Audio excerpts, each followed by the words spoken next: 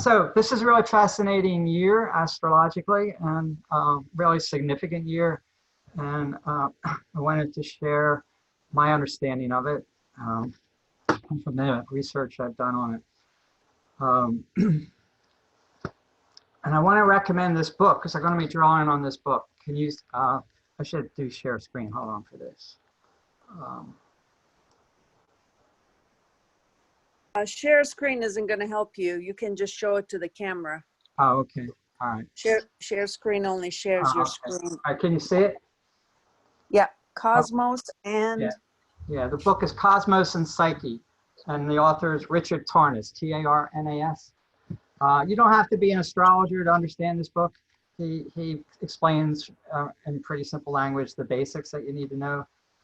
But it's a really amazing book. And what he's done in this is he's looked at the major outer planet alignments over centuries. And the outer, Saturn, Jupiter, Saturn, Uranus, Neptune, and Pluto. And these are archetypes. They have archetypal meetings, and I'll explain some of them. But when they come into alignment, and by alignment I mean they're conjunct, they're in the same sign, they're both around the same degree of the same sign, or they're opposite each other in the sky, or they're at a 90-degree angle to each other, those are significant alignments. So let's say when Uranus and Pluto come together, or Saturn and Neptune would be an example. And what he's done is gone back over centuries and looked at the historical events that have happened under these alignments, and that these are the repeating themes that happen over and over again, and they express themselves differently depending on the culture, the time period, the historical epoch that it's happening in, but the archetypal themes are the same. Okay, so this year the major event that happened that is astrologically the correlation with the virus and all the social unrest that's going on, Black Lives Matter, what's going on with the economy, the downturn as a result of the virus, etc. The main event that's happening is a Saturn-Pluto conjunction. Okay, and that happens every 38 years. And to really understand, and what I hope to get across in this presentation is the meaning of that, the implications of that, and we'll look at some historical precedents for that. So some of you may know the meaning of Saturn generally, but I'm just going to go over them particularly as he explains it, and Pluto, because they came together in January 10th. There was the conjunction of Saturn and Pluto on January 10th. And that's just about the time, it was late November, December, as it was leading up to the conjunction of Saturn and Pluto when the virus outbreak started happening in China. But it so happened that this year, the Saturn-Pluto conjunction, and that happens every 38 years, by the way, every 38 years there's a conjunction, also happened at the exact time of the lunar eclipse on January 10th. And I'll talk about that, which amplified its power and significance. So, but first a little bit about Saturn. Saturn has to do with anything that's cold, hard structures, limitations. It's Freud's reality principle. It governs authority, security, established traditions of the status quo, gravity, deprivation, loss, contraction. These are the shadow side of Saturn. There's a positive side which has to do with discipline and hard work. But the shadow side, the dark side, has to do with division, conflict, depression, loss, resistance to change would be another aspect of it. The bottom line, the workings of necessities, the inevitable, the inescapable. Saturn's been called the cosmic cop. So it's the principle of karma. That you go through a red light, cop pulls you over. You do something wrong, you collect karma. That's the Saturn principle. And the Saturn principle has come into conjunction, and it happens every 38 years, the conjunction with this year with the Pluto principle. Pluto was discovered in 1932. It was demoted. It's not considered a planet anymore, but it doesn't matter. It has a very powerful energy. The nuclear fission and was discovered at the same time as Pluto. So it's an extremely small planet, but and like the nuclear bomb, it contains immense amount of power when it's unleashed. All right. So Pluto has a lot to do with death and rebirth. Has a lot to do with death, going into the underworld, and coming back out. The myth of Persephone in where she's abducted and dragged down into the underworld, and then comes back up. That's a Plutonian theme. Anything to do with transformation, painful loss, and then rebirth, death and rebirth, literal death or metaphorical death and rebirth. It's about purifying fire, volcanoes, volcanic eruptions, sex and death, the cycle of death and rebirth, upheaval, breakdowns. So all these chthonic, powerful forces that are beneath the earth and in our subconscious, buried in the depths, are under the auspices of Pluto. So when these two planets come together, which is what's happened this year, so Saturn, the shadow side of Saturn amplifies that Plutonian dark energy. In evolutionary astrology, Pluto, I want to say this about Pluto, it has two sides of a coin. Pluto represents that part of ourselves, or Maya, that we want to find, we want to make the earth plane permanently comfortable, and we get attached to getting our thing going so that we're comfortable, so that we have our basic needs met, and we don't want to let go of that, whatever those needs are, whether it's just purely physical needs for food, shelter, clothing, or need for relationships, or need for status or creative accomplishment, the whole range, but our attachment to those. It's our attachments to our ego accomplishments, and that's Pluto. That's one side of Pluto, and our resistance to letting that go, our resistance to change, that we can't stay there, but we want to. The other side of Pluto is the evolutionary impulse, all right, that pulls us out of those, our security, or sent wherever that lies. It's like the divine spark that keeps pushing us forward in our evolution from in one lifetime or over several lifetimes. So those are the two sides of Pluto. And I think when Saturn and Pluto comes together, Saturn emphasizes the dark side of wanting to resist change, all right, wanting to hold on to the status quo, which is both Saturnian and Pluto. All right. So, and and Pluto amplifies, because Pluto amplifies whatever it touches, and vice versa. Pluto amplifies the Saturnian themes of resistance to change, holding on to the status quo, wanting to go back to a time when things were not changing, all that. So what Richard Tarnas has found, that across the board in societies, politically, and also health-wise, whenever Saturn and Pluto come together, which it's doing this year, and it usually, the effect lasts for about 3 years. So it's just starting. It was the second half of last year, and it's peaking this year. It will continue next year. All right, the Saturn-Pluto effect. What happens is there's conservative forces come to the forefront and get into power. There's a repressive energy to resist change.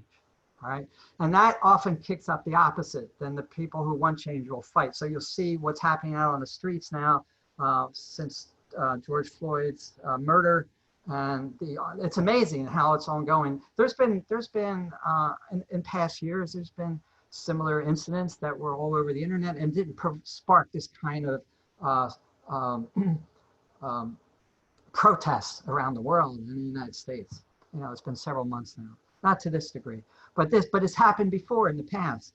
And so it kicks up, there's the repressive forces are coming down, and then there's the resistance to them. Health-wise, this is really interesting. If you go back over the major epidemics and pandemics that have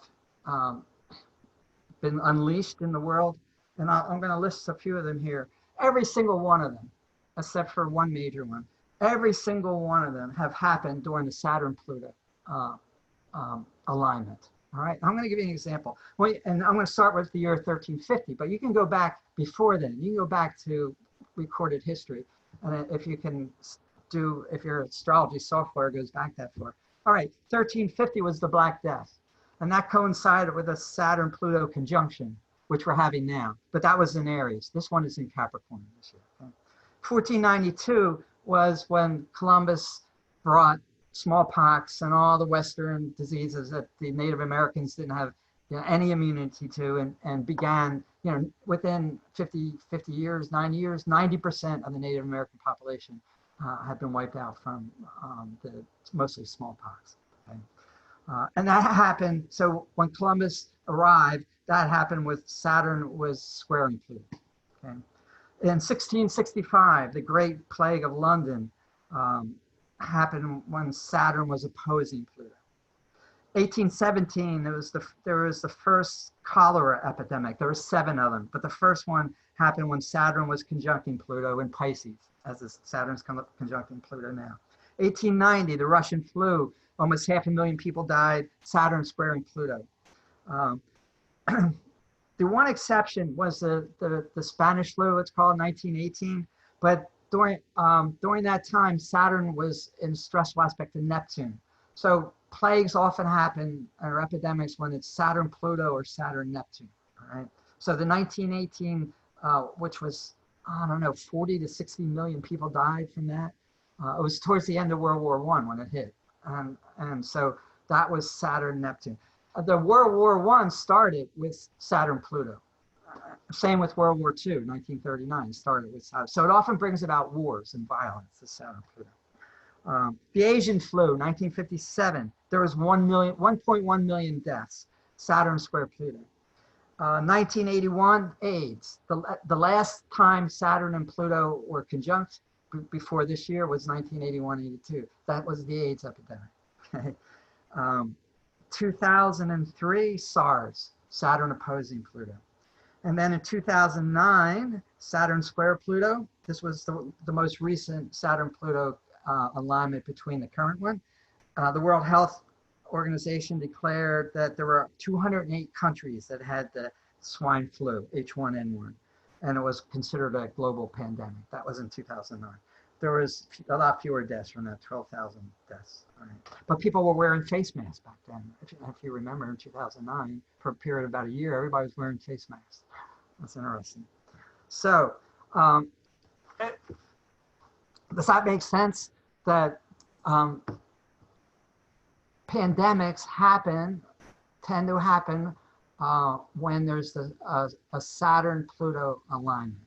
And it's an energy. So people are saying, well, where did it come from? There's all these conspiracy theories, it was from the lab in Wuhan, or the animal market in Wuhan, or an army research lab in Raleigh, North Carolina. It's like intentionally put out there to cull the population, all these things. But when you look at it as a archetypal event that was meant to happen, and it's coming from the inner planes. It's a dark energy, and everything that manifests on the physical plane starts on the inner plane. And so the coronavirus is a manifestation of this dark Saturn-Pluto energy. Okay? Any questions about that so far? All right. Okay, so like I said, the exact conjunction is every 38 years. So the last one was 81, 82. And also what happened, if you look at what was happening politically in 81, 82, that was the Reagan era and everything that brought in. And that was really the rise of conservative forces in the US was 81, 82. That was the Saturn Pluto. Before the one before that was right after war conjunction, was right after World War II, 48, 49, and that was the beginning of the Cold War. All right, and Saturn rules cold. Anything cold is Saturn. The Cold War was also the beginning of the very first beginning of the McCarthy era, when they started seeing communism. You know, it was really came out in the early 50s, but it began during the Saturn Pluto with, you know, that's another characteristic of Saturn Pluto, that you identify elements in society that are labeled as dangerous or violent or anti-American or anti-whatever, and then there's a repressive reaction against these people. They're squashed, they're put in jail, they're condemned, and the people who do this feel that they're actually serving a higher good, they're serving their country, they really believe in what they're doing, but it's like this tendency to project the evil force that is part of this energy. This evil force is out there, and these people have to be controlled. Okay, and this book I mentioned, Cosmos and Psyche, was published in 2007. So all the things that are happening now. So he didn't know specifically what was going to be happening this year, but the themes that he identified over the centuries are certainly repeating themselves this year. Okay. I'm going to read a few quotes of his. Okay, bear with me here. So usually there's a rise of what he calls radical conservatism. And so the Saturn-Pluto coincided with the beginning of the two world wars. September 11th was Saturn and Pluto and its aftermath, and many other such events during the periods of the Saturn-Pluto alignments fit with remarkable precision when these two planets combined, both negatively and profoundly. They're profoundly weighty events of enduring consequence, violence and death on a massive scale, the irrevocable termination of an established order of existence, collective intensification of division, antagonism, and hostility, the deployment of massive, highly disciplined, carefully organized destructive forces, and a widespread sense of victimization and suffering under the impact of cataclysmic and oppressive forces of history. Okay, and you can go back. I know that's pretty heavy, but you go back during those time periods, and you look at what was happening, and you see that those themes are repeated over and over again. And also, the literature that Moby Dick is the Moby Dick. Herman Melville was born during the Saturn-Pluto conjunction, and he wrote Moby Dick during the Saturn-Pluto alignment. And that theme, the whole theme of Moby Dick, is totally Saturn-Pluto. You know, this whale that has to be conquered, and he projects this evil force and the struggle against it and all that. Okay. So the music, the literature, the art that comes out during this period also reflects Saturn-Pluto themes, or any of the themes. It doesn't have to be any of the alignments. The cultural outpourings that happen during these outer planet alignments mirror the themes, the archetypal themes of the outer planets. Okay. Let's see. So he calls it the rise of radical conservatism during a Saturn-Pluto connection, and that's the period we're in right now. Okay, that's what's happening politically all over the world. All right. Another thing that happens typically is man versus nature. Nature is seen as a force to be conquered. There isn't any sense of respecting nature or loving nature, and there's anti-environmentalism is usually on the rise during Saturn-Pluto. Destruction of the environment increases. James Watt was during the Reagan years in the early 80s was this the Department of the Interior, I don't know, but it was, and currently now, and looking at what the president in Brazil is doing with the rainforest, all that. So that's another manifestation of it. Okay.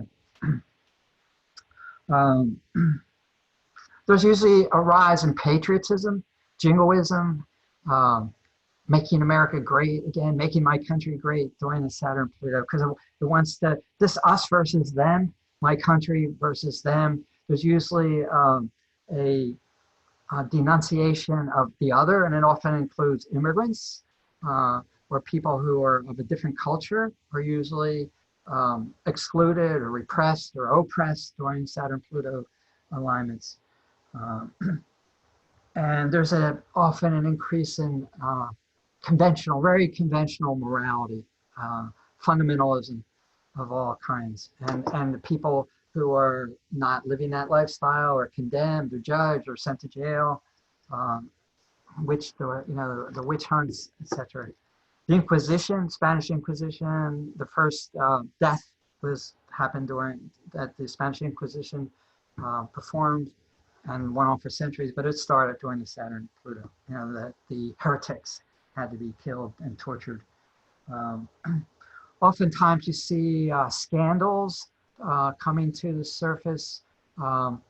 So the purging aspect of Pluto, which is positive, but there's a tremendous fight against getting at the truth. The people who are accused of scandals, the Catholic Church, for instance, and their sexual misbehavior and abuse by priests, often come that kind of dredging up of deep, dark secrets that have been going on in a culture, a whole society for centuries comes out, and not easily because it's fought. The people who are accused will fight it the tooth and nail to protect what they've done.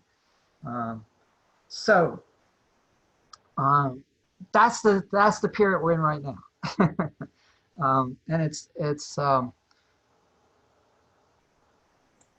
it became exact in early January 10th. I want to show you that right during. Can you see that, or do I need to do a share screen? Share screen, please. Do a share screen. I'll share screen. Okay.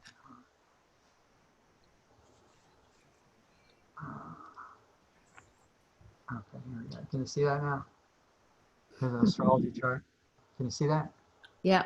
Okay, that's a chart for January 10th.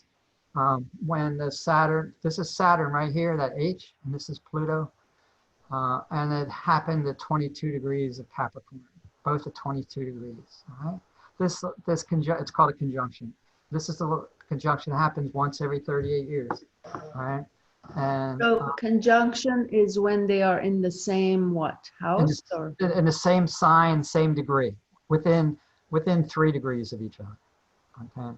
So that's a conjunction. Opposition is when they're in the opposite sign. And the square is when they're 90 degrees, 4 signs away from each other. Okay. So, and this time was the conjunction, and it's happened in Capricorn. But the amazing thing is, it just so happened the exact day of the conjunction happened when there was a lunar eclipse. And that a lunar eclipse was, the lunar eclipse happens, all eclipse happens when there's a new moon or a full moon near one of the lunar nodes. This horseshoe type, they're the lunar nodes. They're mathematical points that move. So whenever there's a new moon or a full moon, right, pretty close to the nodes, that's when you have a lunar or a solar eclipse. And usually that happens about 4 times a year. This year there's 6 eclipses, which is unusual. So eclipses bring about a crisis and intensification of events in society. So the fact that this Saturn-Pluto conjunction happened right on the day of the lunar eclipse amplified its power in terms of what's going on in the world politically, health-wise, or virus-wise. Okay. The other thing that's happening is Jupiter. Jupiter's the opposite of Saturn. Jupiter is the energy of expansion and good luck and positive energy. And so Jupiter is in Capricorn this year too. All right, so that's actually helping some, although Jupiter is actually the best parts of Jupiter is being overpowered by this. But the very last time Saturn, Pluto, and Jupiter were in the same sign in Capricorn was 4,000 years ago. And Capricorn is a sign of government, of authority, of Saturn rules the sign of Capricorn. So it's the sign of big business, people in authority, police, all that are Capricornian. Military would be ruled by Capricorn. So it's 7:30. okay. Large organizations or Capricorn. The organizations that make society operate on a smooth way. Governmental organizations, large and small. That's all Capricorn. So all this is happening in the sign of Capricorn, which is interesting. So, and this 3-planet alignment in Capricorn hasn't happened for 4,000 years. Okay, so it's unusual. All right. So, all right. So this is what, and this is when the virus started clicking in, right after January 10th. It started happening abroad in China, and it wasn't long. Travelers brought them to England and Europe, coming from the Asia, and then to the United States in February and March. But this was the astrological setup, what you're looking at for the whole crazy, wild, critical events that are happening this year. All right, so that's the big umbrella. All right, and the energy of this is going to be in effect for 2 years. It'll start through next year too. It'll start to wane out in 2023. All right. So there's a positive. I don't want to make it sound all negative. Baba said that during war times, actually, during war brings out the highest courage and valor and strength and determination of people. In a crisis like that, people's highest, best qualities come out. And that's true with this Saturn-Pluto conjunction. So it forces people to really dig deep and come to terms with what they believe in, where they're going to take a stand in terms of maybe racial issues or environmental issues, political issues, women's issues, all that. It becomes more and more difficult to not be involved or to stay on the fence. And if you get involved, you're going to have to dig real deep to do things that are maybe dangerous, that require courage. So that's one of the positive elements that come out. There's a more determination. The people who are not being taken over by the negative qualities are being asked to resist in a positive way somehow, like they would in a war, in a just war, like World War II, for instance. And in a larger sense, the Kali Yuga. Baba said there's more opportunities for spiritual growth in the Kali Yuga than there are during the Golden Age, because there's more resistance to spiritual values that you have to contend with, and you have to dig deeper. So this is actually, so even though I'm making it all the describing all the painful and dimensions of it, it's also an opportunity for all of us to grow spiritually during this period, because we have to, I think, go deeper in our relationship with Baba, to hold on to his Dhaman, to connect, to bring in positive energy to the world. And it's not just for ourselves, but to transmit positive energy to the world. Just repeating Baba's name, the name of God, is a very valuable. It's not just for ourselves; it's for the whole world. And the world really needs it right now, and for many different reasons. So and I think that would be symbolized by Jupiter. Jupiter is the guru, also Ganesh. That's the symbol. So Jupiter in Capricorn, Jupiter's helping us, this year, get through this crisis. All right. So it's so many other things I wanted to say. The anti-environmentalism that comes up, big game hunting, as part of it. You've seen that in the news by certain people. Nature is there to be killed and conquered, destroyed. Big game hunting against species that are protected. Rich people, wealthy people can pay to go kill them. All those kind of energies come up. So again, it just forcing us to take a stronger stand on protecting the environment, protecting animals.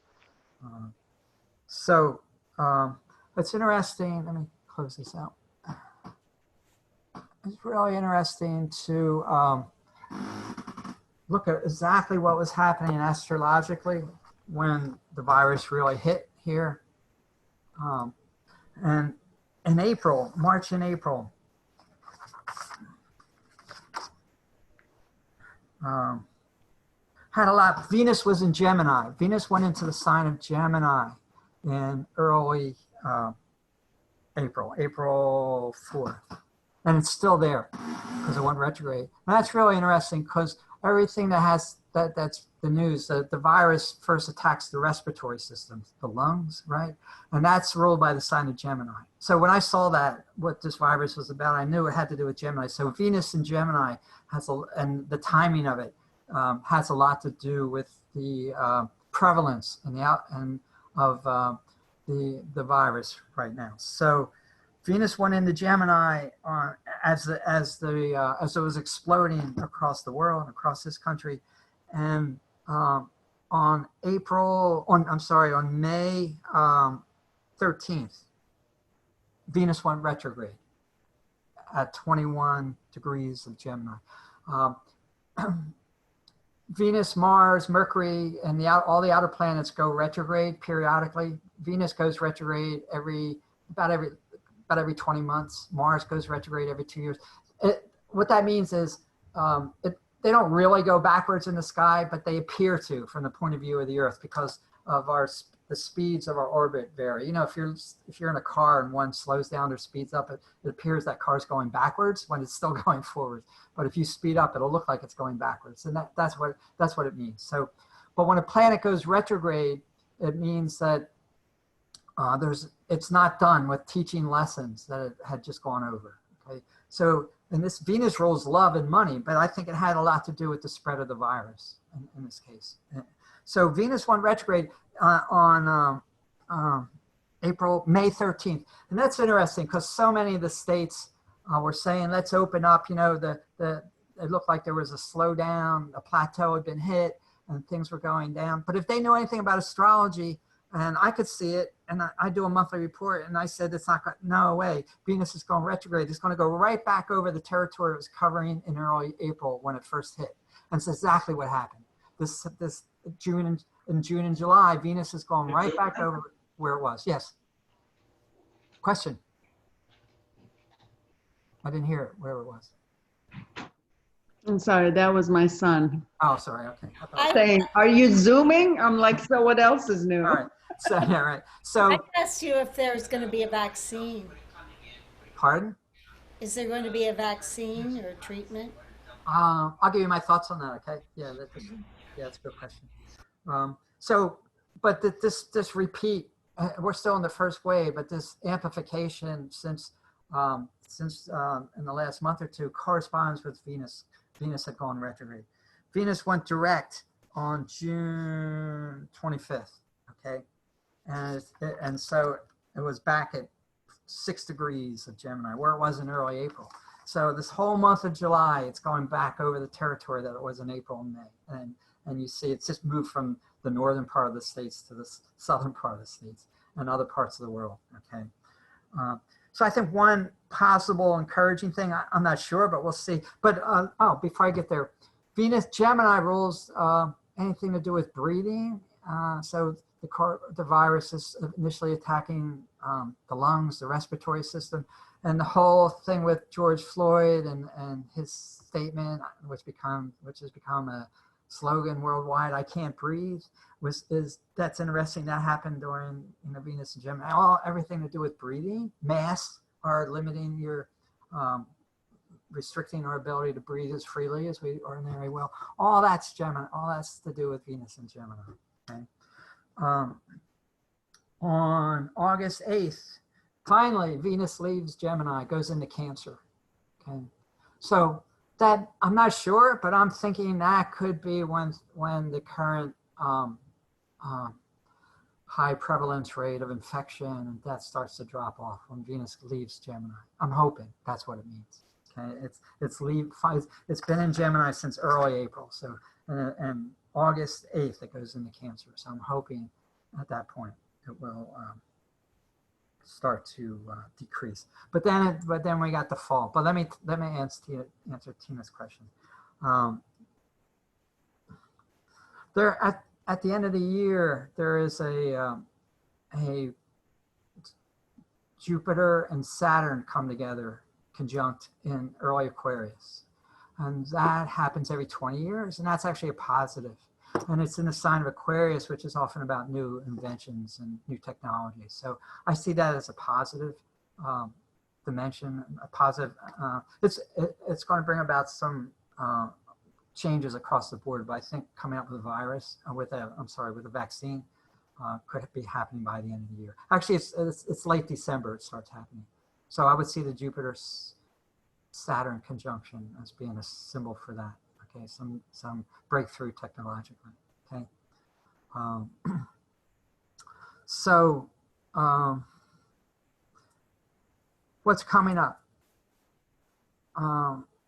And Mars goes retrograde every 2 years. So in September, we got a Mars retrograde starting September 10th for 2.5 months into November 14th, September 8th to November 14th in Pisces. So, and Saturn has gone back to nearly conjuncting Pluto again in the fall. Not quite, but it's there.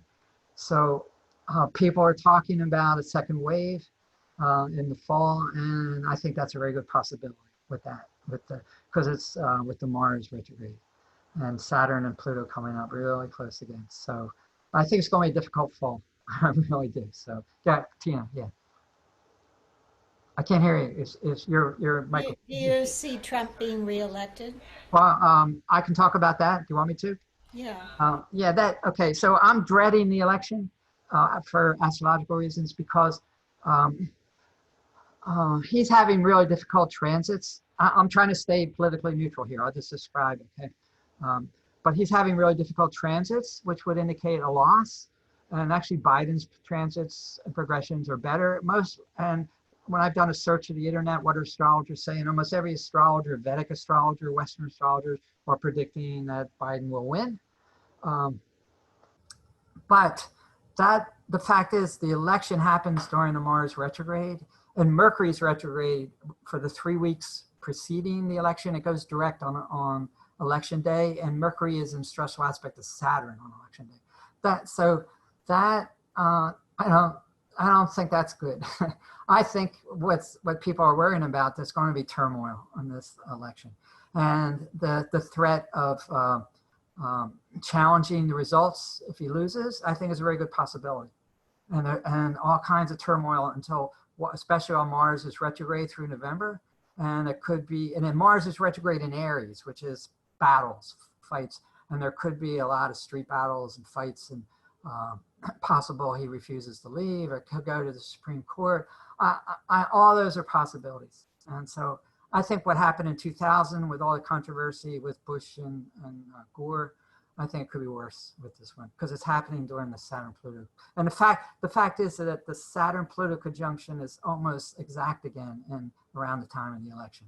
So I just think this dark energy, that's the repressive forces, the ultra-conservative forces being in the rise, is still very much in effect. So even if he loses, I'm not so sure of the outcome. So I hope I'm wrong. I really hope I'm wrong. I just want to see democracy, have its day and not be undermined. Okay, so anyway, that's what's happening. So looking into next year. Go ahead. Any other questions, comments? Yeah. Joe, it's Cheryl. Can I ask a question? So Mars is retrograde until when? November. It goes retrograde on September the 9th, okay, in Aries, and it stays and it goes direct until November the 14th in Aries. So then what happens in terms of that kind of energy? Aries is the god of war. Yeah, exactly. Also, and yeah, exactly. So what happens after November 14th? What segues? Well, usually what they say with the retrograde planet, it doesn't really clear up until it gets back to the point, to the degree it was when it went retrograde. and that's not till the end of December, really. So so it could be that if there's controversy and it gets into the courts, the outcome like it did in 2000, and it could be there's some decisions that's made that it's going to be make a lot of people unhappy. And there could be these protests we're seeing. There could be pitched street battles, you know, and political forces. I wouldn't be surprised with this. I'm like I said, I'm dreading this one because of not just because of Mars retrograde, because it's happening during the Saturn-Pluto conjunction. And the other thing that's happening that is good to know, and it's not really good news, is next year there's the still Saturn-Pluto effect, but also Saturn comes into a stressful alignment with Uranus. Right, and that's also times when there's a great deal of social unrest. The last time that happened was 2008 with the Wall Street collapse and the economic collapse. That was oftentimes there's economic recessions or collapses with Saturn Uranus.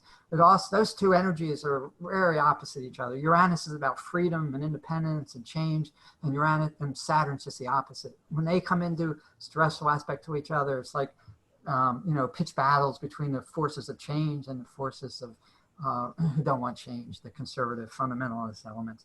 And that's a 2-year transit, 2022, 2023. Okay. Oh my God. Yeah. So here's some of the things that just for Richard Tarnas has noticed over the centuries with Saturn Uranus. There's crises and sudden collapse of structures, crises, I can't read my own, accidents, grim awakenings, sudden breakdowns, political, economic, or psychological unrest, or economic downturns. So, I mean, the economy is not looking good right now. And if this virus continues through the fall, it's not going to be in good shape next year. It'll be, and even economists are saying right now, it's going to be several years before it has any chance of recovering. So, and that's symbolized by Saturn square Uranus next year. So it's going to be a tough couple years. I mean, there's no two ways about it. There is some good news in this. That Jupiter Saturn conjunction coming up in Aquarius is unique, because there's going to be a series of that happens every 20 years. So it's going to be entering into air signs. The Jupiter Saturn conjunctions that happen for the next 200 years are going to be in air signs, and that's much more. Air signs are much more progressive. There's much more about communication, people coming together. Whereas the previous 200 years, the Saturn Jupiter conjunctions have been in earth signs, which is more about materialism and material success. And so there's going to be a transition like into, so despite, it's going to last longer, you know, 200 years of, so this Saturn Uranus, Saturn Pluto is more short term. So it's going to, we're entering like a major new phase for humanity with this, this Saturn Jupiter alignments happening in air signs, okay? So that's good news. And the seeds are getting sown. The first one happens in Aquarius, which is very progressive energy in late December, January is when that happens. So, and there are signs of progression. I think, you know, the young people who are out on the streets protesting, the good ones, you know, Black Lives Matter, or the Pluto and Sag generation.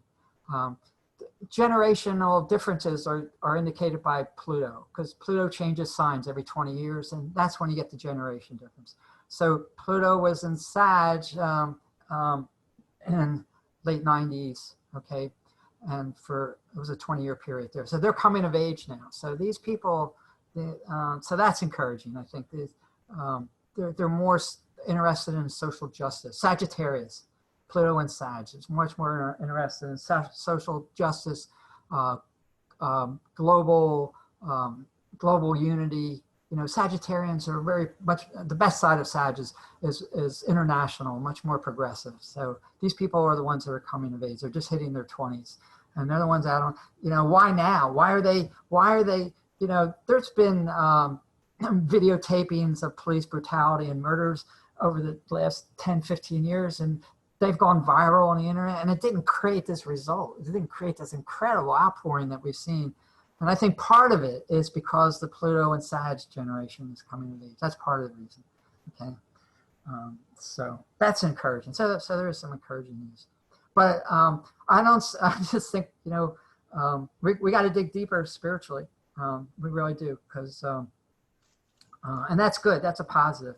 Because there's going to be things happening in the world that are really disturbing. And we got to really, I guess if you were alive during other critical periods and in World War II, whatever, you just got to dig deeper and do what you can. But I think when we pray to the Lord, when we pray to Baba, when we do it collectively, it's really beneficial for all of humanity. And there's more of that happening now. These people coming together to do the remembrance globally with what's happening on the Zoom. And I think that's going to continue. And other Sufi groups are doing that. They're doing their prayers through Zoom. So that's one of the things one of the benefits that's come out of this virus. It's incredible. It's connected the humanity through all these Zoom and other videotaping ways, and in a way that we probably would never have done it. I don't think it's just going to end. It's going to continue. So that's a positive.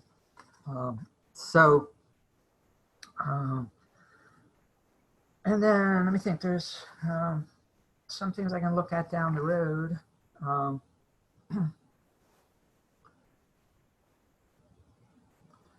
When Jupiter and Uranus come together, that's usually a progressive energy. And scientific breakthroughs, the internet came about, space exploration. And you just go back in history, most of the major scientific breakthroughs and technological breakthroughs have happened when Jupiter and Uranus come together. Either by conjunction, opposition, square. So the next one that's coming up is the conjunction in Taurus in 2023 and 24. So I see that as a positive. So even if some dreadful things happen with this election, I think that there'll be the change. With that Jupiter-Uranus conjunction, Taurus is going to be a change with the 2024.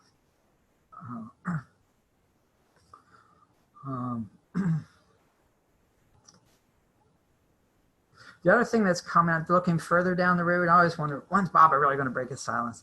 Who knows? But there's some interesting alignments coming up. Baba was born, there's a really rare, when Pluto and Neptune come together, that is so rare. That happens about every 500 years, the conjunction. And that was in the 1890s. So Baba came in with the Pluto-Neptune conjunction. And Neptune rules spirituality, the highest spiritual realms. And so Pluto brings about a transformation and a whole new waves of spirituality come in. And you can go back and St. Francis, the 1200s, etc. It doesn't coincide, the 500 years doesn't coincide with the birth of the Avatar, but there are spiritual rebirths and culturally, and that happens with Pluto Saturn. So that's an interesting thing to notice. So that happened, the last one is, and it won't happen for 500 more years, was a Saturn Pluto conjunction in the 1890s when Baba was born.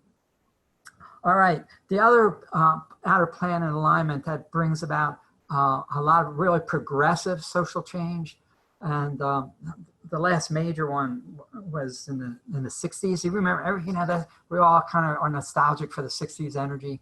And there was a rare Uranus, Pluto, Jupiter alignment that hadn't happened in a long, long time. And so, it's almost like we got a taste of Baba breaking his silence there in the 60s. And that alignment was similar to what was happening in the American and French Revolution. So it's revolutionary. It's cultural and political changes that are really transformative in a positive sense. New freedoms, new human rights, et cetera, et cetera. And the next major alignment is the Uranus-Pluto opposition is happening in 2044 to 2056. All right, so that's 25 years from now. We may not be, I don't think I'll be here for that, And that coincides with the, if Bao said, Bao's 100 years would be in 20-year cycles, right? So 69, 49, that gets into the last 20-year cycle of that 100-year manifestation. So I think that period, 2044, 56, it also corresponds with a Pluto transit to Baba's sun. Okay, so that could be the time when we see the new humanity start to really fully emerge during that 12-year period, or right up to 2069. So, any questions, comments so far? Hitting you with a lot of information. Say something. Someone say something. Hey, how does Neptune and Pisces figure in Yeah. what's going on now? Okay. All right. Yeah, let's go in. Neptune's in its home sign, and but what's happening with there's been several eclipses this year, and the eclipses are in Sag and Gemini, and Neptune is squaring the eclipses, the nodes, and the sun and moon.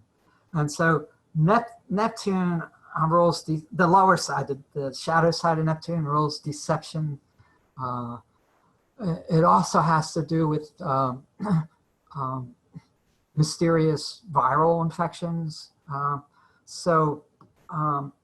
Some dark I think there's the Neptunian energy is in the air in a way that's would involve the virus that's adding to it because the eclipses are making that happen, bringing that in this year. There's 2 eclipses in June where Neptune was squaring one of them. Neptune was squaring the nodes, so that's part of it.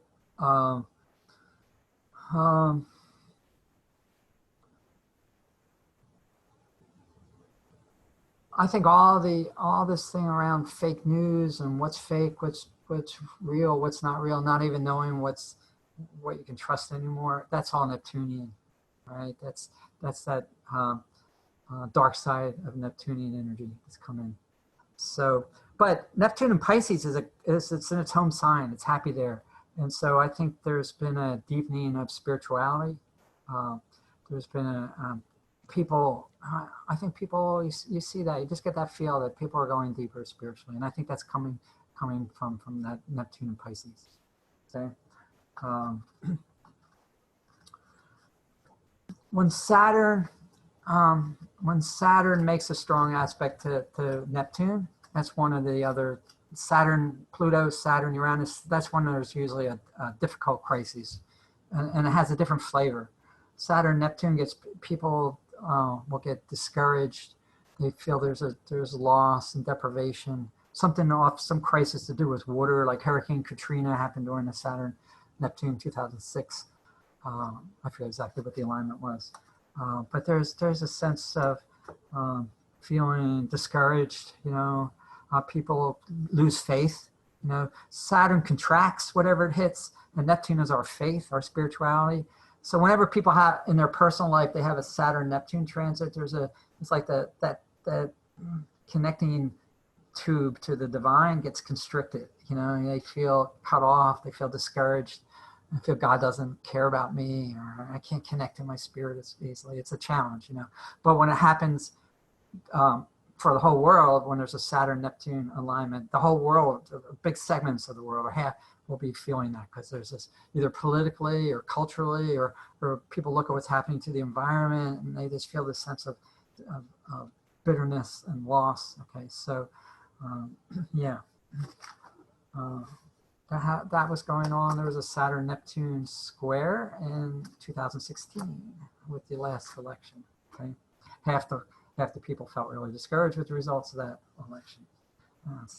But I'm trying to stay neutral here politically. But I know half the people felt really discouraged with that one. So, Were there little segues of that Saturn-Neptune interaction recently, like a month and 2 ago?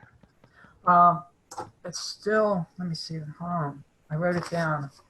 it lasted until 2018, 2015 to 2018. There was a Saturn square Neptune was in effect. Then are they dancing with each other in any way in the last, not this past, not July, but May and June? No, April? No? no. Uh-uh. Now, maybe in your chart personally, but not. No. Well, no, because you mentioned, I think you used the word discouragement. There were a lot of people who were saying, when I happened to mention it, Yeah. there were a lot of people. The people that I spoke to, every single one said yes, that they were.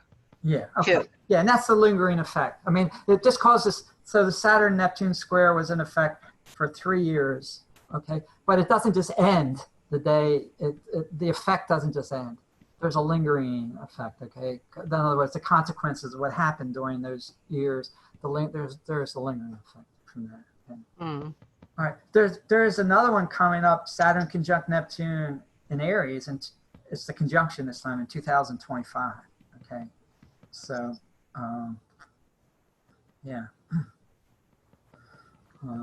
But usually the most difficult periods for the world are when Saturn is in alignment with the difficult aligning up it by conjunction, square opposition with the 3 outer planets. Saturn, Uranus, Saturn, Neptune, Saturn, Pluto. And sometimes they happen at the same time, right? But those are usually the most difficult times, and there's a different flavor to it. The best, the most progressive or exciting or revolutionary times is not, but when things are really happening, breakthroughs are happening, or when Uranus is the breakthrough energy. So when Uranus connects to Pluto, which doesn't happen that often, or Uranus connects to Neptune, when there's a when Uranus-Neptune connection alignment, there's like spiritual breakthroughs, new religions, time periods when that's happened. There's a whole new prophets appear, et cetera, et cetera. When does that happen, out of curiosity? Because Baba's sounds like that when we would be more aware of Baba's manifestation happening more outwardly. The next Uranus Neptune. I should have written it down. I didn't write it down. Well, let me see if I can find it in this book. He mentions it. I don't think he does mention it. I'll have to Jupiter Uranus now. He has charts here when he gives years. I don't think he does that one. I'll have to check it out. Once in next year. Did you say Saturn, Neptune, or No, the next Uranus Neptune. Uranus, Neptune? Uranus Neptune is when there's this really spiritual awakening, basically. Pluto Neptune or Uranus Neptune are times of spiritual awakening for all of humanity. Okay. I'll have to look. I'm not sure when the next one is. I should have looked. Yeah, that's my fault for not checking it out. I was going to say it. Bad boy. Yes. Oh, wait a minute. Uranus? No, that's Uranus Pluto. Okay. Can't you just punch it in and tell us? No, it's not. Well, wait, maybe I can. Hold on. I'll just do a search for it. Okay, hold on 1 second. Bear with me here. Maybe I can find it.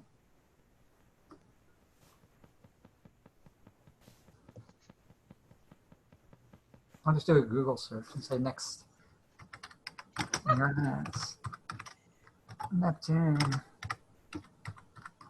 alignment.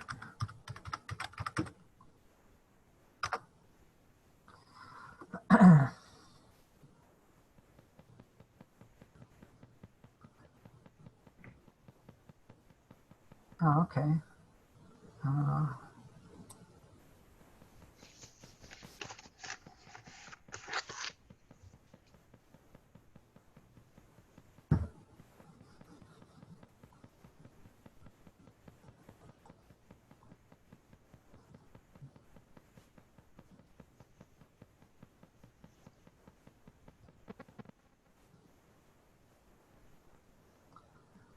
Let's see. I think I just saw one here. I know. I didn't type in astrology. They give me astronomy. Next, Uranus, Neptune, alignment, astrology.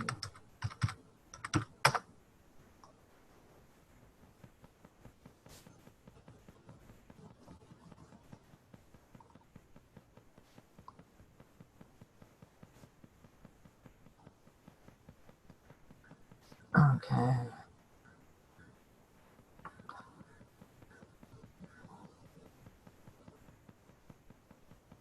Oh, there's one in 93, is that right?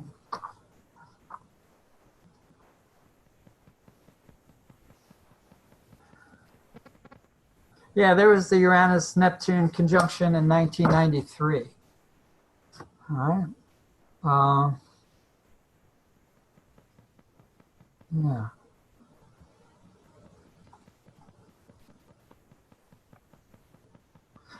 So Uranus, I'm just reading here. That was the beginnings of a genuinely global mindset. So Uranus is global. So that was the beginning of the internet. A new level of world interdependence and integration, the internet, etc. That was the last time. So it says you add 170 some years to get the next one. Oh, here you go. I got it right here. So 1993. So the next major one is Uranus opposed Neptune, 2078 to 81. Yeah. It's a ways off. That's a way. But just looking ahead, to Baba's manifestation, again, that could be when things really start to happen. And the next conjunction isn't until 2165. And the last one was 1993. That's how rare they are, right? But the opposition, and there'll be a square in there. They don't give the square the 90-degree angle. There's 1821 was the conjunction, and that was, if you look at 1821, Romanticism. There were some scientific breakthroughs that were happening then. You can just go back. So anyway, he doesn't cover all the alignments in this book, but he covers some of the major ones, and he goes back over centuries, and he looks at every aspect of human expression, political, art, literature, music, etc., and how these what was happening in the world was a manifestation of these alignments: Saturn, Pluto, Jupiter, Uranus, Pluto, etc. And it's really fascinating. This guy is so well read. He's read everything, and he's a really good writer. So it's one of the most amazing books I've read in a long time. Is that the book Cosmos and Psyche? Yeah, Cosmos and Psyche. The rest of the title is Intimations of a New Worldview. Cosmos and Psyche. Because so many historical correlations. But it's really fascinating seeing as a way of looking at the art and literature and that emerged during this time, how it was a reflection of like Moby Dick, for instance, was a reflection of these planetary alignments, and that certain individuals step forward and are really, the most creative individuals will express that energy in a way that's given voice to it, and without even, totally being aware that they're not consciously doing that. But so that's really fascinating. Yeah. So what else am I going to say?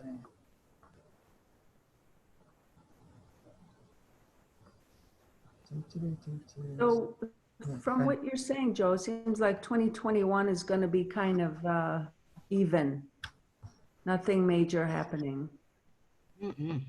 Well, I mean, the big I say it's going to be difficult. This has been an incredible year. It's been extremely difficult, and I think it's going to continue to be difficult, is what I'm saying. The hopeful signs are that Jupiter-Pluto conjunction in Aquarius. And that's starting a 200-year cycle of alignments in air signs. Okay, and that I think is much more in alignment with global connectedness than Earth signs. Earth signs are much more conservative and materialistic. Okay. The other thing that happened this year that would affect the United States, I forgot to mention, on July 5th there was a lunar eclipse, and which fell right on. The birthday of the United States is July 4th, so there's a chart for the U.S. And so that eclipse fell right on the USA's natal sun, which is at 13 degrees of Cancer. And the lunar eclipse happened at 13. So whenever an eclipse falls, let's say in your personal chart, if an eclipse fall the sun or the moon, if it's a solar eclipse, then it's the sun and the moon together. If it's a lunar eclipse, they're opposite. But if it falls right on one of your planets, like the sun or Venus and Mars, what it does is it activates that planet. It lights it up, and it brings out a crisis. A change is going to happen. You're going to have to let go of something and move into a new expression of that particular archetype, the sun, Venus, Mars. So in this, but it also will hit the charts of countries. And so this June 5th lunar eclipse fell right on the USA sun. And at that time, Chiron and Mars were squaring stressful aspects to the USA sun and the nodes. And they're the wounders. Mars, I haven't even talked about Chiron, but Chiron is an asteroid. It's pretty, it's really important in this time and age. So it's the wounding energy. And since June 5th, that's when there's been the acceleration of the people getting the virus, of the infection rate and deaths. So that started happening more rapidly right after that eclipse. And the affected eclipse can last for several months. Okay. So that to me was another indication we're in for some trouble here. So Joe, do you know when the USA Pluto return is? Isn't yeah, that that's coming up. That's coming up, and that's an interesting one. That's coming up next year. I looked at the right exact time. I forget the exact. Sometime next. The USA's natal Pluto is in late Capricorn, and it's in the second house of money, which for a country would be the economy. And so that's the other thing. So Saturn has been hitting the USA Pluto this year. And usually when that happens throughout our 250 year history, there's been a recession or an economic downturn, and that's what's happening this year. But also, for the first time in our history, we're having a Pluto return, okay? Because Pluto takes 220 some years between 220 and 240 years to make one revolution around the sun. So it's coming back to where it was on July 4th, 1776 next year for the first time ever.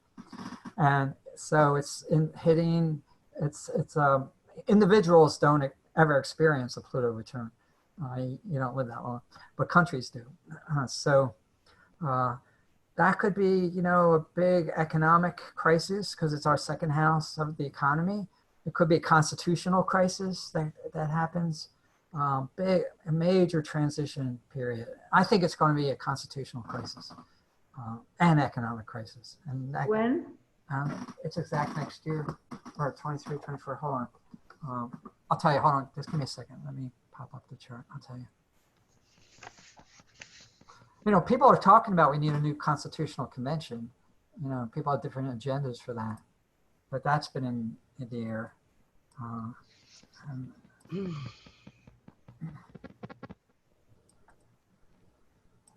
USA chart.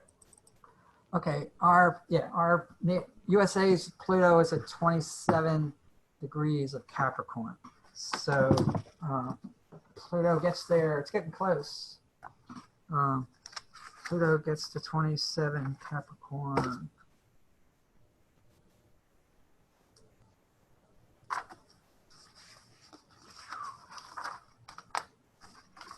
Almost hits it, then it goes retrograde. But not until, it's not exact until February 2022. Pluto moves very slow. But then it's a 2-year Pluto transits last 2 years. So it'll kick in at the end of 21, the last half of 21, and then for a good 2.5 years, it'll be in effect. So our Pluto return. It's, it's hard to know precisely. We've never had a Pluto return, but Pluto being, but given the fact that it's happening when there's also the Saturn-Uranus square, and it has something to do with, because the second house has to do with USA economy, it could be some really big deal economic difficulties. There's that possibility. But it could be constitutional crisis. That's why I think it's going in a big way, constitutional crisis. We have to really rethink how how the presidential, how the whole government's set up, which I think needs to be done anyway. It needs to be modernized. But trying to get people in agreement to do that, good luck.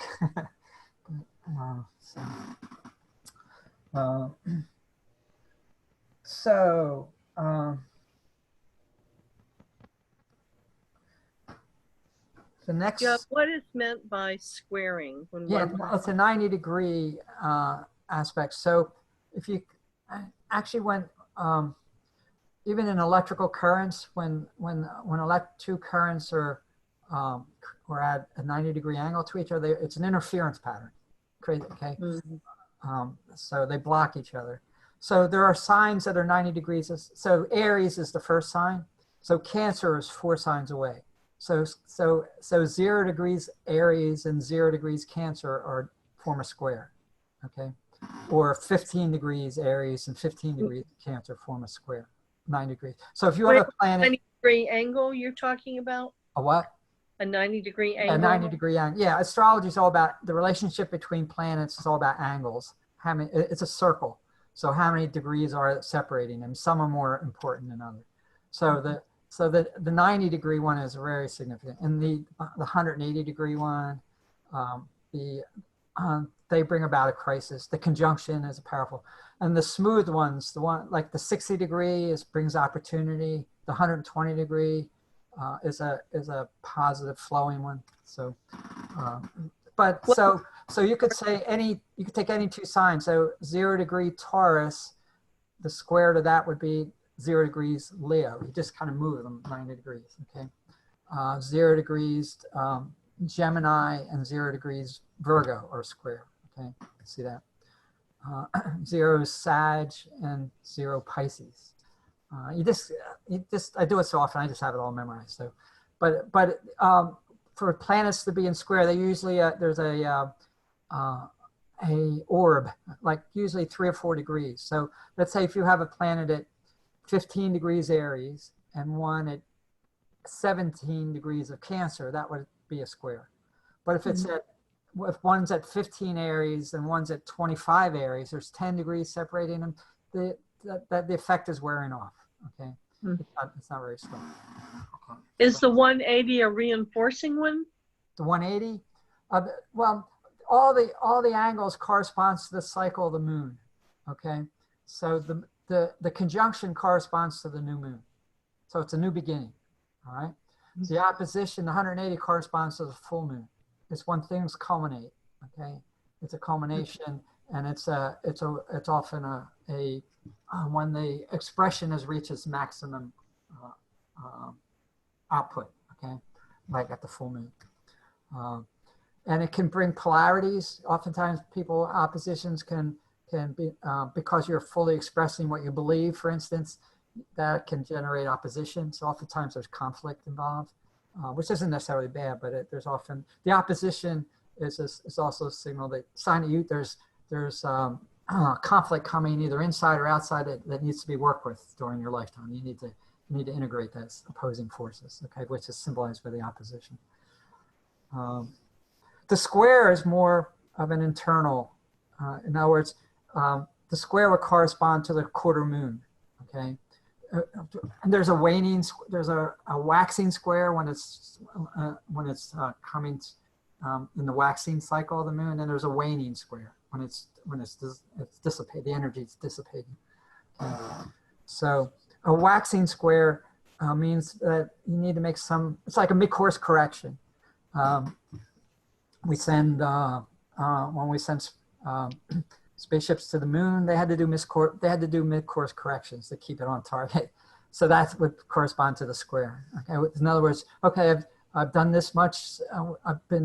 Let's say you're starting a new project, which would be at the beginning, the new moon, and now you're a few months into it, or 6 months into it, or new relationships, and you get to know what's required, and you're getting some feedback, and you realize that your original plans need some modification. Okay.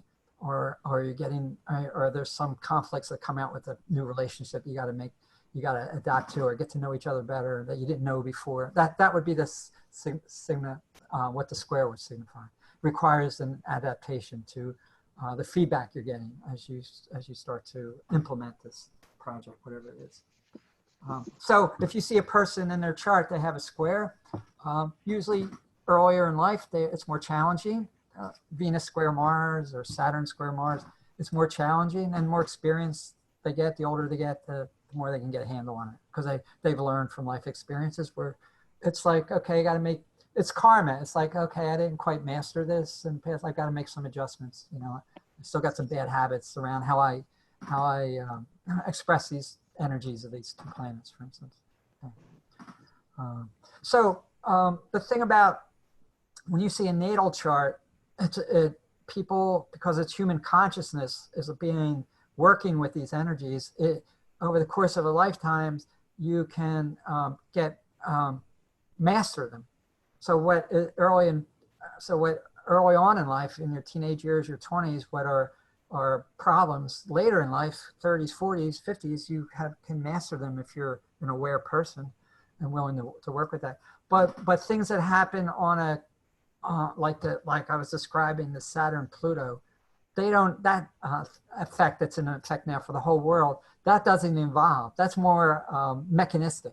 Okay, it's just like, this is an energy that's it's a dark energy of Saturn Pluto that's going to be in effect for 2 years. You know, so it's different. So you would interpret it differently.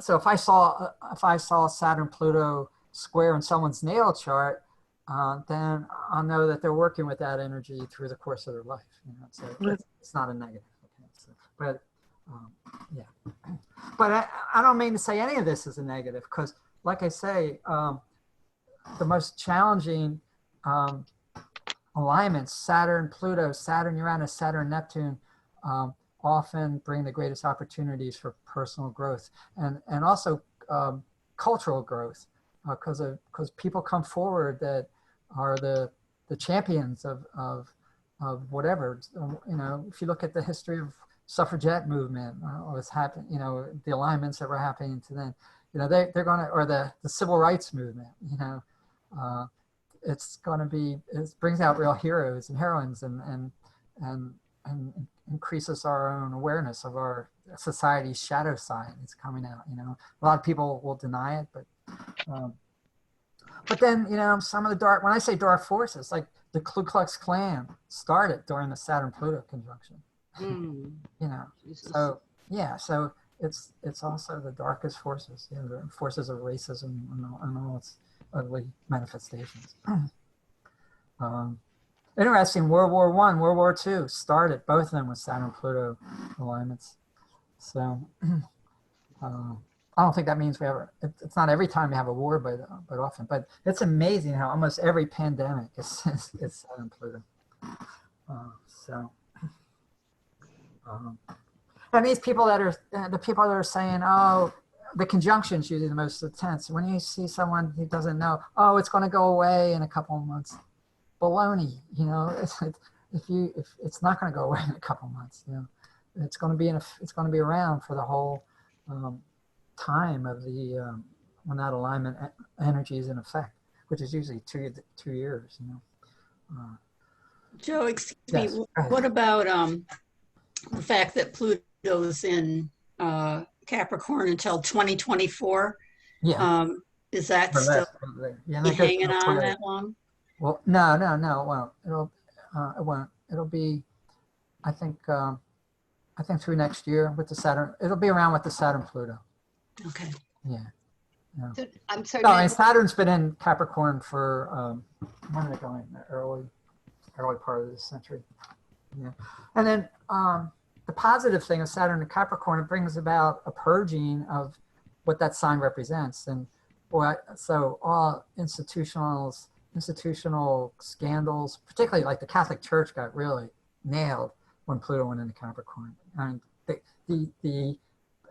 you couldn't ask for a more better symbol of Capricorn, and it's the Catholic Church. It's been around for so long and so institutionalized that when Pluto went into Capricorn, that's when all the dirt started coming out about the sexual abuse by priests, which had been going on for centuries and centuries and centuries, since the beginning, probably. So Joe, you mentioned that, and you had said it before, that Saturn Pluto is what interaction were they having when World War I started and then World War II? Was it the same interaction, and what was it, a square? Was it an All right. opposition? No, What was it? World War One. Let me do a quick look here. I think it was opposition. I'll tell you. World War One was the conjunction in Gemini. Is that right? Hold on. No, wait a minute. Saturn, Taurus. So this is Gemini. Yeah, there was conjunction in Gemini. World War II, 38.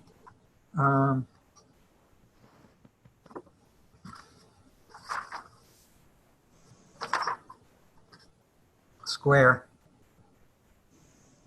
When Hitler invaded, what's the first country invaded? Poland? I believe so. Yeah, it was a Saturn-Pluto square.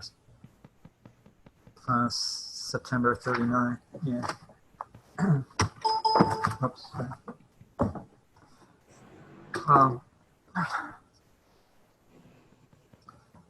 You know, I have always appreciated this kind of conversation.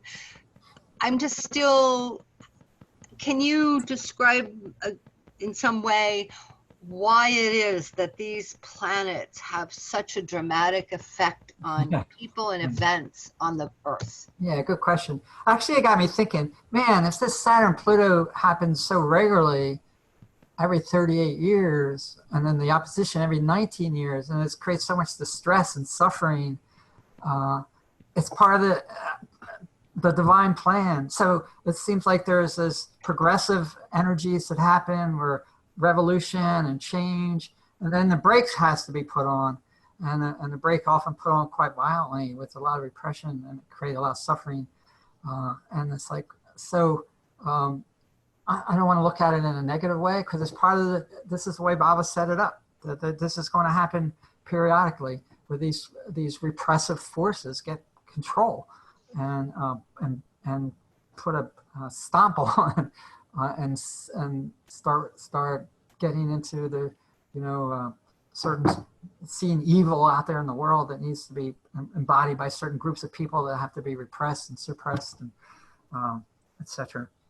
And okay, so it's just that the outer planets are powerful archetypes, and and when they were discovered is when they started. The way it's said is when a planet is discovered, it means that archetypal energy is ready to be consciously brought into, embodied by all of humanity, right? Not just a few.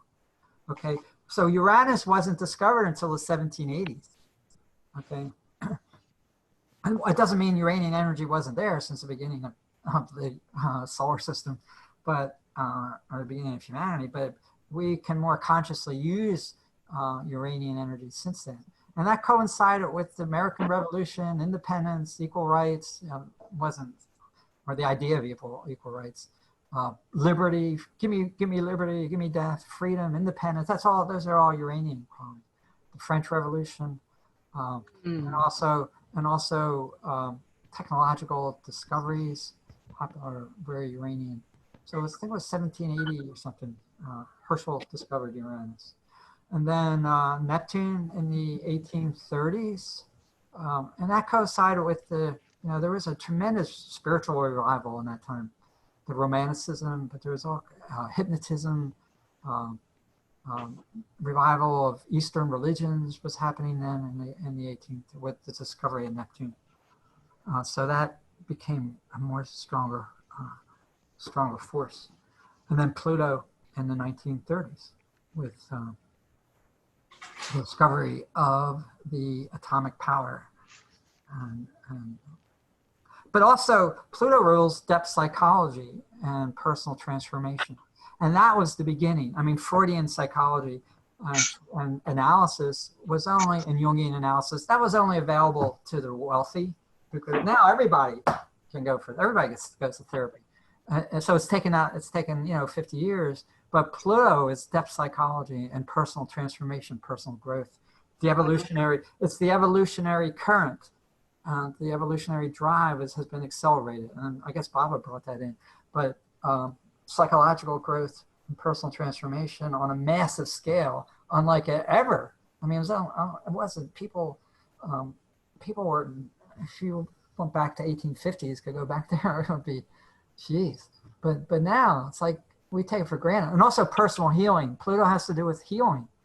And I mean, that's since the 70s, since the Chiron is the healer, the wounded healer. That was discovered in 77. So that accelerated. But Pluto and Chiron together have really accelerated that personal healing is available to everybody. Everyone's going, you know, and alternative healing. Chiron is about alternative healing.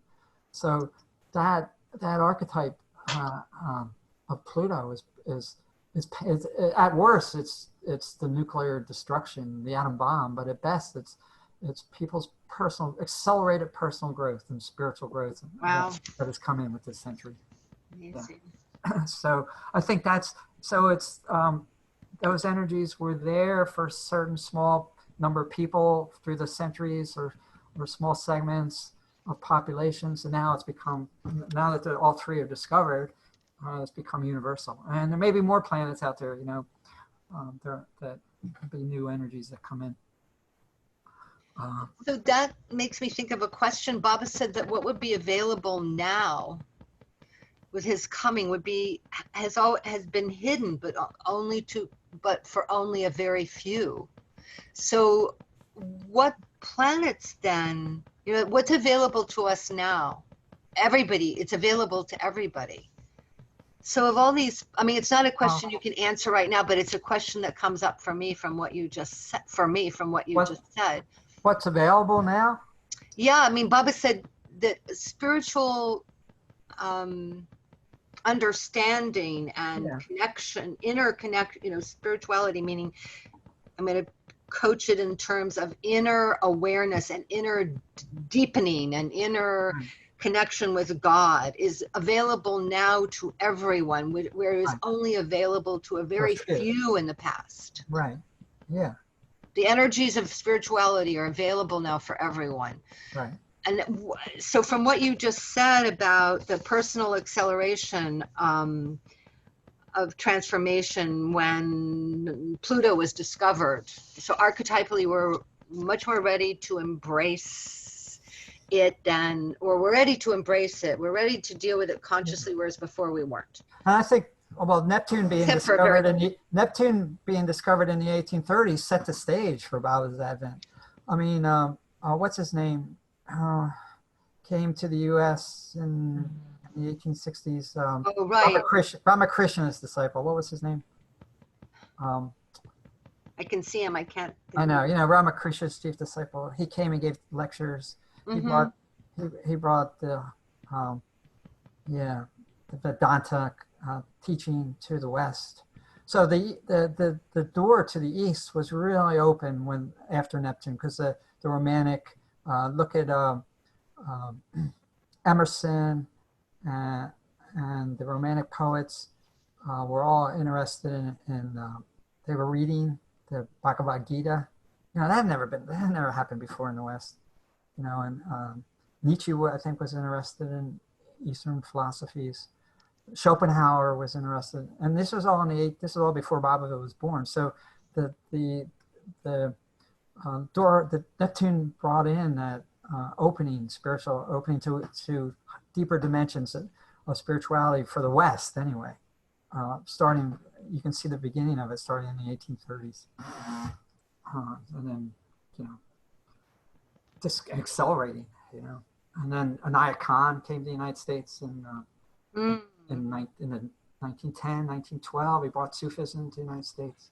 You know, these were all pathways for Baba to come, you know, and then Baba in the 30s. So that's what if you want to look at it astrologically, that's how I would explain it. Yeah. And then Chiron, I think, even accelerate. Chiron is discovered in 77. Chiron is called, you know, the Rainbow Bridge. It's the wounded healer, but it's also access to our intuition. deeper to a higher, it's the higher mind, higher intuition. That's symbolized by Chiron. So that further accelerated. And really 77 was a big turning point. Many people who were born in the 50s, and maybe some of you, if you say, well, what happened, was there a significant event in 77? That was the year Chiron was discovered. It's often a big turning point. And that was the first personal computer too, by Apple, this 1977. The first spacecraft that was to take photos of the planets. Voyager 77 was launched in 77, and it gave us all those incredible pictures. So it was a really big turning point for our personal understanding of the solar system, understanding of the universe. That was a major turning point for humanity. Wow. Yeah, discovery of Chiron. And then Chiron also represents alternative healing. That's when it really alternative A to Z, acupuncture to zero balancing and everything in between. It really got kickstarted from the late 70s on. Now it's everywhere, but Chiron brought that in. So, Wow. yeah. So I think these, now that these the three out of Neptune, Uranus, Neptune, and Pluto energy is available to all of humanity. So when these alignments happen, particularly the more positive alignments, Jupiter, Uranus, Pluto, when they do happen, it's really going to be more intense, more powerful, because they're more fully in our consciousness. The 1960s was a really unique time. Like I said, it was a rare Uranus, Pluto, Jupiter. That's when I came into Bob in 69. Yeah, it had energy. And it was very similar alignment to what was happening during the French Revolution. And many historians have noted the correlation who know nothing about astrology.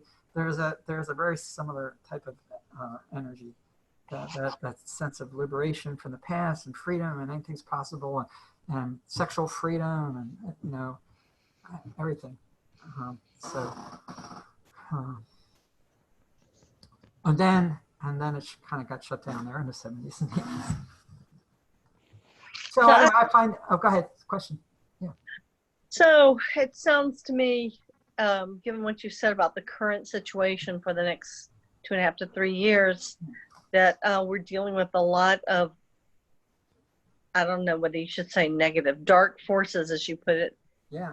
So my question is, what about the concept of free will, and what about anecdotes to turn the negative energy into positive energy, or the dark energy into light energy? Because I personally don't want to live in a world that you described. Who does? I don't either. It'd be very dicey, dear. Yeah. Oh, well, but then there's the things Bob himself said about what was going to happen, and it didn't sound very pleasant. Starvation, people eating their clothes. He was telling, Montori would say that every time I went there, the things that Bob had told her, how grim it was going to get.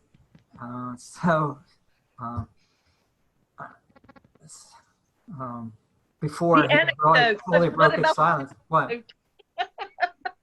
So all I can say is the challenge is to go deeper, just dig deeper with Baba, find him deeper and deeper, deeper inside our souls, inwardly, connected, and meditate on him, repeat his name. That's the only way I can see meeting the challenge as a spiritual aspirant, because then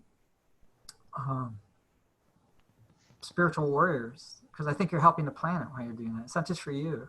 You're helping the planet. And group meditations together, I think, really help. What was the other part of your question? Anecdotes, or how do you? Yeah. So, I mean, what about the concept of free will? I mean, free will. You've given this grim environment. To me, it sounds grim. Right. Now, that's a good point. That's a large issue with astrology. Live through it that's not so grim, because I mean, life to me should be uplifting and a way of turning this darkness into light. Right. Well, you got to admit this has been a grim year for a lot of people, right? With the virus and the economic downturn, it's been a lot of suffering.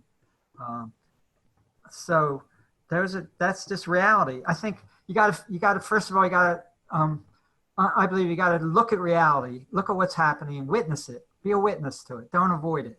Don't deny it. Don't pretend it's not happening. Some people say, oh, I don't want to know about it. I just want to live on the peace and love, and I don't want to see what's happening. I think you got to look at it and witness it without getting sunk by it. Okay. And that's what's the challenge. So I look at the news. I don't spend all my day looking. I want to know what's happening. And I think it's important for me to know what's happening, and then to, as a witness, and then to bring Baba's, whatever your path is, for most of us is Baba, to bring Baba's presence, name into that. We're all connected.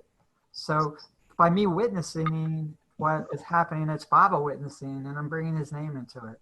So I'm not avoiding it, but I'm not getting sunk. You can get really sunk, and I get really discouraged by environmental things that are happening. But you can get really sunk by that. But try not to get sunk by it, and just, yeah. I guess one of the things that's bothering me about this astrological approach to life, or to a viewpoint, is it just seems so, what's the word? Predetermined? Predetermined, stuck, rigid, Right. I don't, it seems to me there should be some way of adjustment. And I mean, of course I thought of Baba's whim, which would be, but besides that, the structure just seems so rigid, Okay. So where is there a way to bring flexibility into it so that these things become malleable and changeable, and the concept of the free will and acting on whatever the circumstances are to change them into something different? Right. Yeah, that's like one of the central questions with astrology, is how much is predetermined by these energies, and how much free will is there? Well, there are certain, let's face it, there's seasons, like if it's winter time and you're up north, you're in Minnesota, you're going to have to cooperate. You don't want to go out in a swimsuit in January if you live in Minneapolis. You have a free will to do that, but you're going to get sick and die. Okay, so I mean, you got to cooperate with the seasons, and there's seasons that happen for the whole world, astrologically, energy-wise, and in our personal charts. Like you may be having a 2-year Saturn transit where there's difficulties, and doesn't mean you just surrender to it, but it means you got to, because we have human consciousness, you just dig deeper, and you feel discouraged. You're not getting, like a Saturn transit to your sun, difficult one. You're not getting the results you want. You're getting turned down you're just getting a lot of no's. You're not getting the feedback you want, but you don't give up. That's where the challenge is, that you don't give up. You just got to keep swimming. There's times when you're swimming or paddling upstream in life, and that's where you build stamina. It's where you build moral courage. It's where you build your inner muscles to meet with resistance. Because if it's all easy, you'll just be flaccid inwardly. There are times when the current's with you and you're flowing downstream. So you cooperate with them, and you're happy when that happens. But so there's the whole sense of just cooperating with the seasons, the astrological seasons, and we're in a winter right now. Okay, so you cooperate with it, and doesn't mean that winter can be fun. There's winter sports, I guess, but there's things you don't do, and even though you have free will, and like I said, you don't want to go around in your summer clothes, and if it's 10 degrees outside, unless you want to get sick. So same thing astrologically. And the other issue around free will is the more conscious you are, the more free will, this is what I believe, the more free will you have. The less conscious you are, The more That's you just run by your lower desires, and the more your ego runs your show, the less free will you have, because then the law of karma will be applied mechanically. And the more you take responsibility for your actions, for your whole self, the deeper you go with that, the more free will you have. That's a great answer. Wow. Yeah. I love that. Because if you do, let's just say, like, if you do something that's harmful and you continue doing that, and then you die and you haven't changed, and you're born again with that, you're going to have to pay the most karma for that, because you haven't changed. But let's say you do some harmful things in this life, and then you have an awakening at some later point in your life, and you take and you really take responsibility for it, and you ask forgiveness from God, from maybe the person you harmed, and you resolve to change and not do it again, then the karma for that's going to, your consciousness has expanded.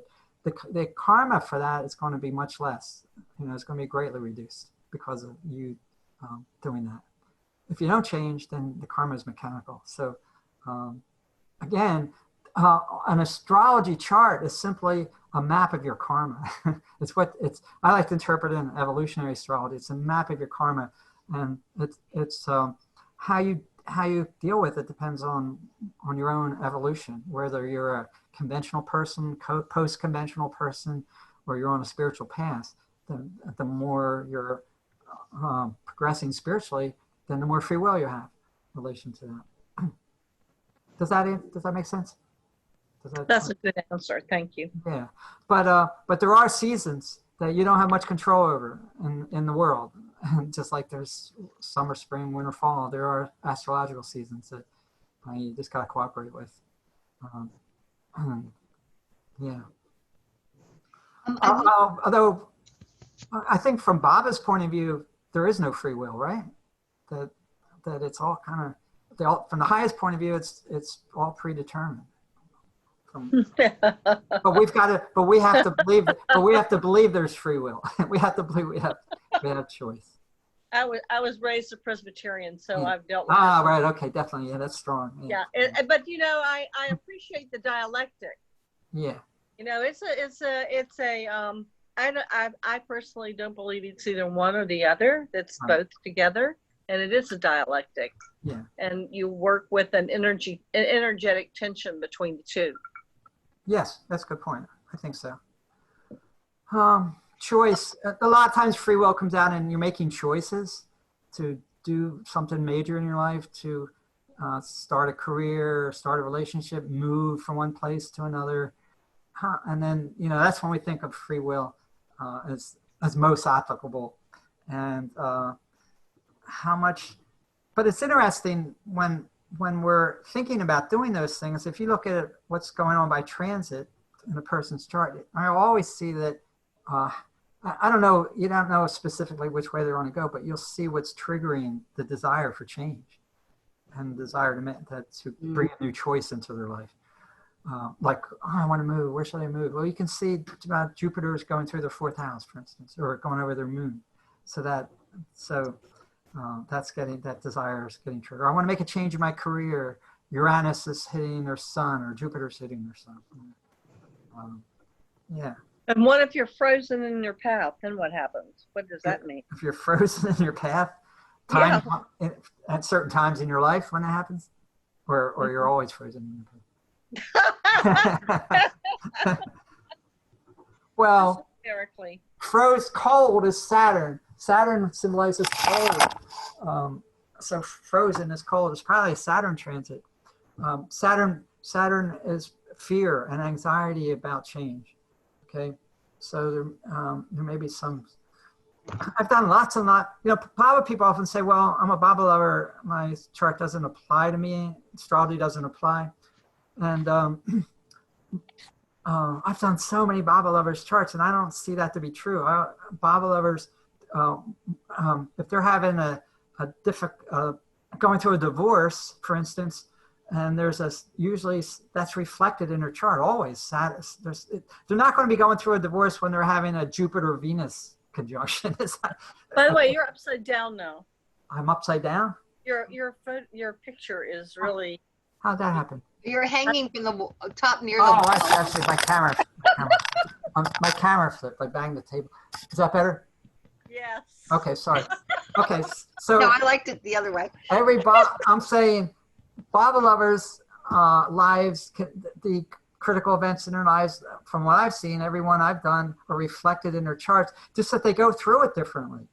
They've got Baba to bring it through, or they get the best surgeon at the hospital with emergency, or maybe if they jump out of if they get pushed out of a 7th floor window, a pickup truck with mattresses will be driving by at the same time. I don't know. But what I'm saying is there's always Baba lovers. The law of gravity applies to Baba lovers as well to everybody else. If you jump out of off the roof of a building, you're going to fall. Okay, you're not exempt from natural laws just because you're Baba lover. And there are times Baba apparently perform miracles. There's in some of the stories, but I don't think he does that with everybody. Whereas your chart no longer applies to you. And I'm not saying that knowing your chart or doing astrology is even necessary. It's an interest I have, but I'm not saying everybody should do it. If you're a Baba lover, a lot of them do, but it's not necessary. I mean, your life will unfold anyway. So it's not an absolutely necessary thing. I just find it fascinating. I like to look at big pictures and the correlation between events and just that kind of thing. I don't do astrology because I'm worried about the future. That's the other thing. Maybe Baba has said that. Well, you should trust me. If you don't go to fortune tellers. That's true. That is true. And I never got interested in astrology because I was worried about the future. I study it for the same reason that I'm interested in astrophysics and reading about the latest discoveries about black holes, not the math, but the layman's books about that. It really fascinates me. And it's just, it's a way of understanding the universe, this creation that Baba created. That's all. But I'm not doing it. I do it as a form of just, big pictures fascinate me. So I don't do it because I'm worried about the future or at all. So that doesn't. And I've been doing it since 1980. And I kept now and then I'll ask Baba, is this right? Should I be doing this? Am I, not trusting you as much as I can by studying astrology? And I always get, don't worry about it. It's okay from him. I've never gotten don't do it from him. Mm-hmm. So everybody's got to follow their own intuition about some Baba lovers may say it's totally wrong thing for them, and then you just trust that there isn't one right thing. So It's Cheryl. Now, can I say a couple of things? Yeah, go ahead. I looked it up. It was Vivekananda who we were. Vivekananda, that's it. Yeah, 1860s, 70s. He came in 1894, actually. Oh, 1894. Okay, sorry. To New York, Yeah. which was unbelievable. Actually, Yeah. the first Vedanta Society was founded then by him, Vivekananda, in 1894, the year Baba was born. Yeah. And then in 1897, a man named Swami Abhedananda, who was another disciple of Ramakrishna, came. Ah, okay. And And then that there are was others. during the Pluto-Neptune conjunction. Which Yeah, I was asking about that, so I looked it up. That's the Pluto-Neptune conjunction. Yeah, So Baba came in, but also Eastern mysticism came to the West. came to the West. Came Yeah. to the West. And the other thing, may I, Elizabeth, address your question for a moment that you had to Joe about Frozen and astrology and stuff? It's Cheryl. May I say something to you? Is this the Cheryl from Kedgown? Yes, the Cheryl. I thought about you the other day and that bath, when we went, that was amazing. The purification thing. Yeah, we went to Narayan Maharaj's place together. Cool. His samadhi. So I want to say, Joe was really helpful for me, and I didn't go for an astrology reading for years and years, Elizabeth, because of what Baba said. Yeah. So may I tell you something to kind of give a perspective on your question? Sure.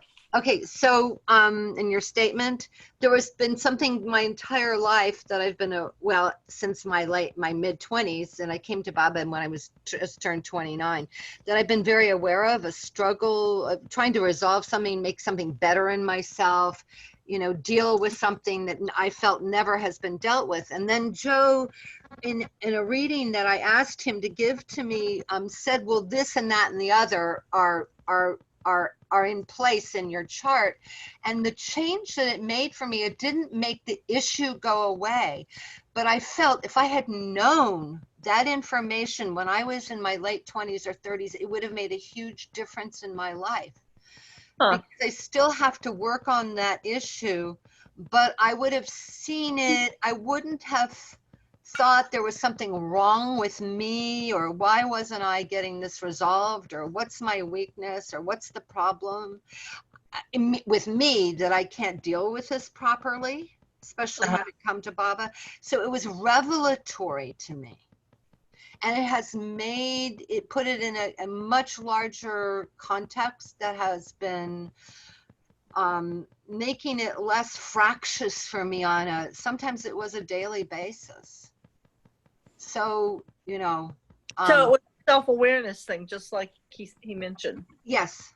The self-awareness gave you the freedom to make different choices. Correct. And gave, yes, exactly. And also I find people often tell me that it helps to hear that they're not, like, people feel like that they're Crazy. isolated or crazy, or their issues are disconnected from everything else. And when I give them, connect them to larger patterns that are moving through them, and these same patterns move through the whole world and move through people in different cycles, it somehow makes them feel part of a whole again. And and it makes sense. And it also, they're in a cycle that's maybe difficult, but it's not gonna, it'll probably end. And I can give them a time period when it's gonna end. I don't like to predict specific events. I like to give like a general, because that sets people up to expect specific things. But I usually, you know, I'll explain the meaning, the deeper meaning, the archetypal meaning of a period they're in, and how long it's gonna last. And then you'll probably see a shift at this time. And that really helps people. Just to know that they're part of that what's moving through them, moving through their heart and soul and mind and body is the same energies that move through the whole universe and moves through all people. And it has seasons, and then really people seem to really like that. For me, I came about, Uranus is called the Awakener. It's a sudden awakening planet. It's sudden bolt of lightning. It's Mercury's the lower mind, and Uranus is a archetypal symbol for the higher mind. And often people have, when Uranus goes over their sun, which will only, by conjunction, only happen once in your life, if at all, because it takes 84 years to go around the sun. Usually that's a period of, depending on the consciousness of the person, depending on their evolution, but there'll be a time of awakening and big changes in their life. And it can be a big spiritual awakening. Anyway, I was 21 and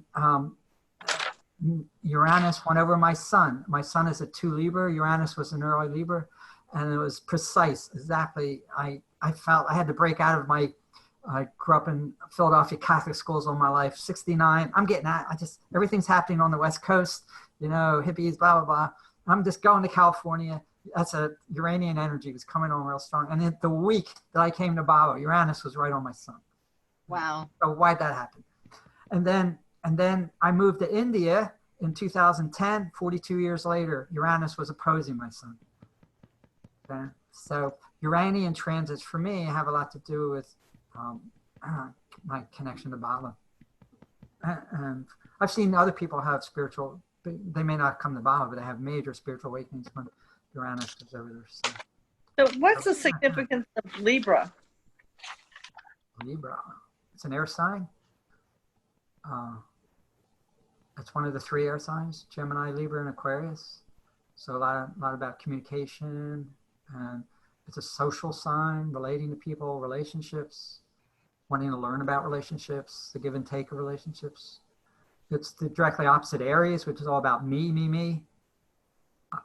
And so you probably, Librans often did too much Aries, so they got to learn how to listen. It's a lot about listening, cooperating, creating harmony. It's ruled by the planet Venus. Each sign has a ruler, and so Venus is the planet of love, beauty, art. Many Librans have a sense of aesthetic.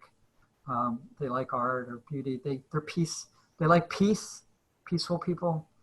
The downside is they can avoid conflict avoiders, too passive, or they don't assert themselves enough. Their opinions, they're always too accommodating.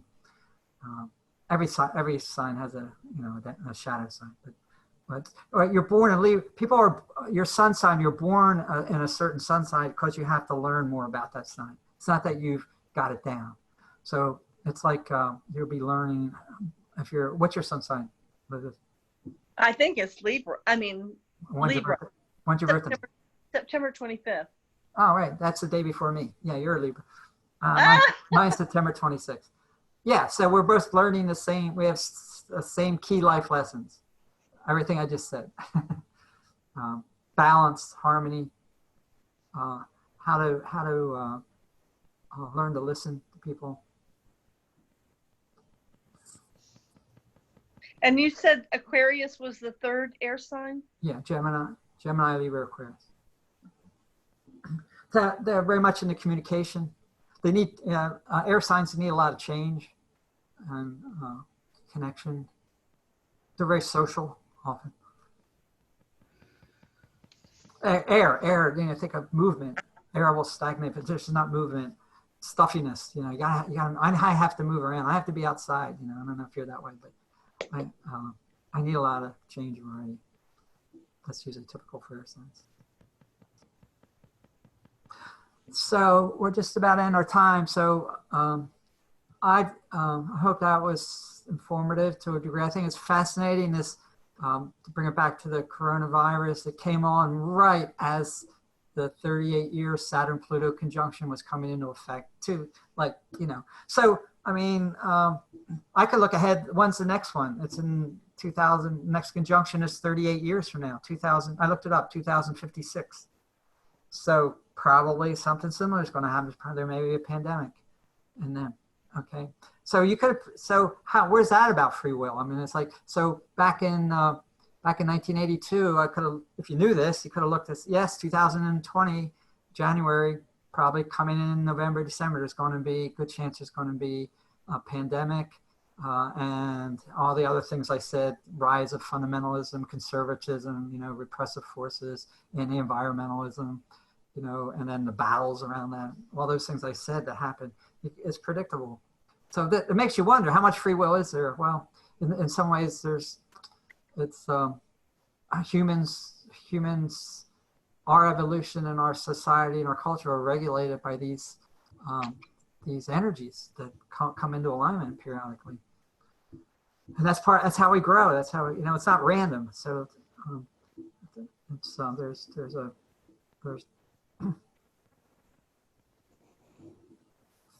okay.